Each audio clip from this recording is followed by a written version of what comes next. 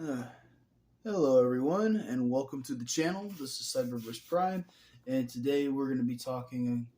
Talking. Wow, yeah.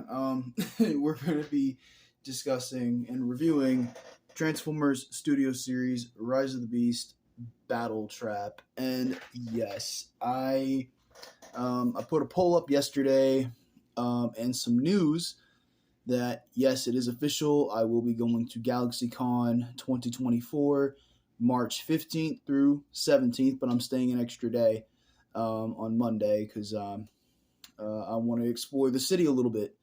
But nonetheless, main reason why I'm going there is to meet the man himself, Peter Cullen.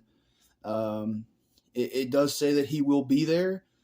He hasn't canceled yet, so I'm very excited to finally meet Optimus Prime himself. I'm very excited, but nonetheless, we're going to be talking about David Sobolov here. But anyway, here is Battletrap. Now he does have the primal chain, so this will not.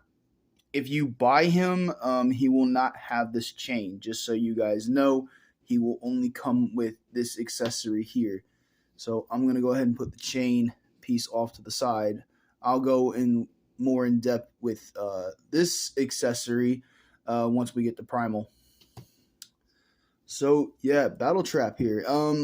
One of the most controversial Voyagers, in my opinion, in the Studio Series Rise of the Beast lineup.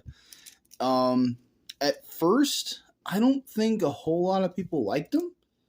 I don't think so. It's been about a year since we've seen these or talked about these figures. But man, I'm not gonna lie. I was very controversial about this thing first because when I saw reviews and the clear plastic, I'm like, I don't know.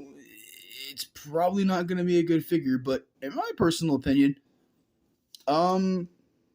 with first impressions when I first got him last year around, was it February or March of last year? I can't remember, but he's actually really cool. So, yeah, the way he'll be packed is like this. So you can open up the mace and you can plug it into his hand and then cover it up like Legacy bulkhead style. But I'm not a fan of that.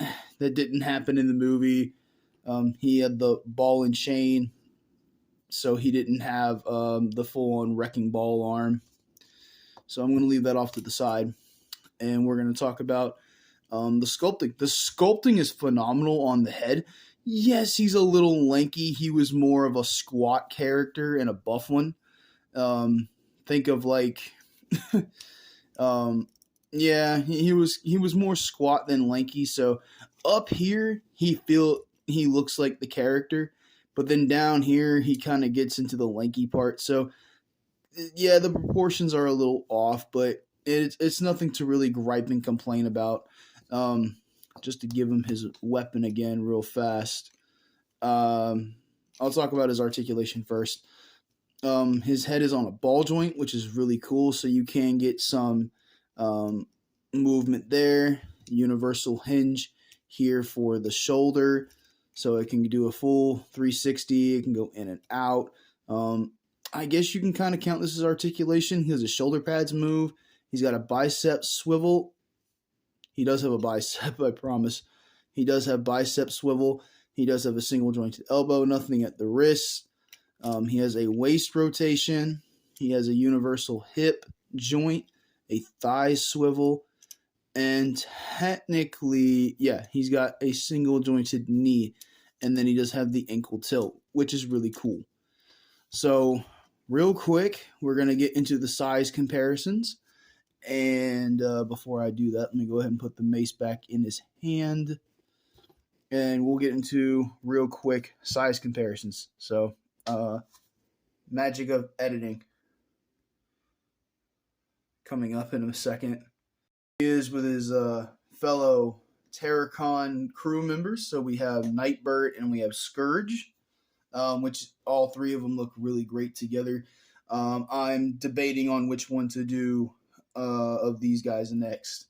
So stay tuned for one of these reviews coming up between Scourge and Nightbird. And then possibly two comparisons that he probably doesn't want to be near right now, but we have Optimus Prime and we have Optimus Primal.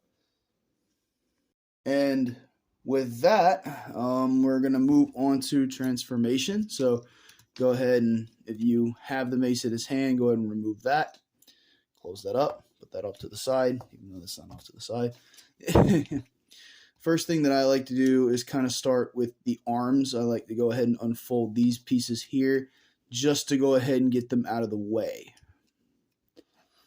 Then what I like to do after that is take this back section and fold it down a little bit, and then go ahead and get these kind of situated here. It is, goodness gracious.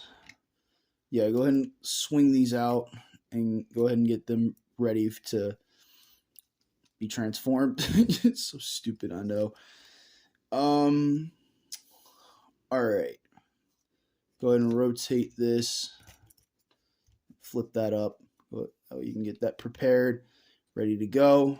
Then what I like to do next is go ahead and take the faux bumper in the head and swing that down. Go ahead and rotate the front of the grill, the grill of the truck up.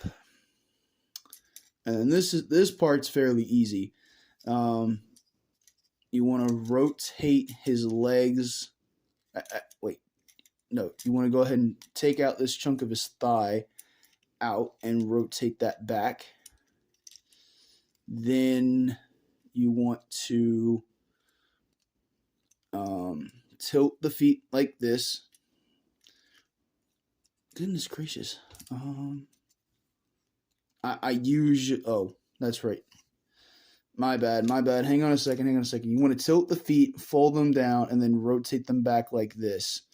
So you want to fold this down, rotate that back like that. Then you want to go ahead and take out this panel here, and rotate it towards the front. Go ahead and fold this part up. Rotate the waist 180 degrees. Oh, don't split them in half in the process.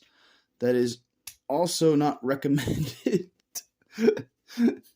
Oh man, I feel bad. But the way he dies in the movie is more brutal than that. I mean, that would have been that probably would have been a privilege to get your head literally indented. I mean, no, your face indented into your head. Good Lord. Okay, go ahead and tab that together. Now, the trickiest part of the whole damn thing is the arms. I don't know how to say this, but the arms are a pain in the ass. Okay, I'm just going to tell you that now. The arms are a pain in the ass. So you untab them here from the front wheel well, and then you kind of want to angle the toe hitch up or whatever. It's so damn weird because you got to finagle this, make sure this is out of the way, rotate that in. Of course, it's going to make me look like an idiot because it looks so easy, but it's not. Yeah, that wasn't easy. Oh, I think you got to rotate the things up. I can't remember. Oh my god. This is the part that I don't like about the figure is the arm kibble bit.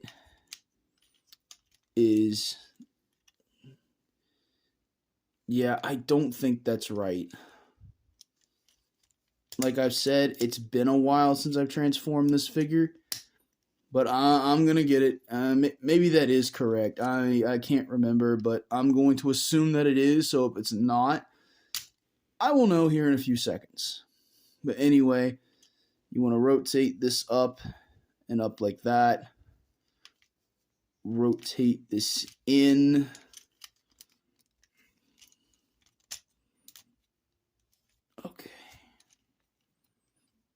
fold up the head inside of the chest here. Yeah, he's a fun figure in robot mode, but the transformation is kind of a pain in the ass. Just a tad.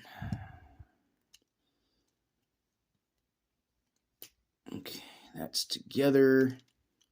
Now just kind of line them up the best you can. And then these pieces just connect together like that.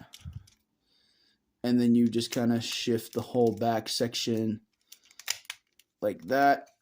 Tab that in. Make sure everything is aligned. You want to make sure this is flat as possible too, or else he won't roll. And I think with that, there you go. There is Studio Series Battletrap in alt mode. And yeah, the toe hitch. Okay, yeah, this is correct. So yeah, the toe hitch or the toe cable. Yeah, it's not the best. I think this could have been done slightly better, but it's based off of concept art, so it would have been hard to do. And I think, excuse me, I think this is the first time in a long while Hasbro's done a tow truck.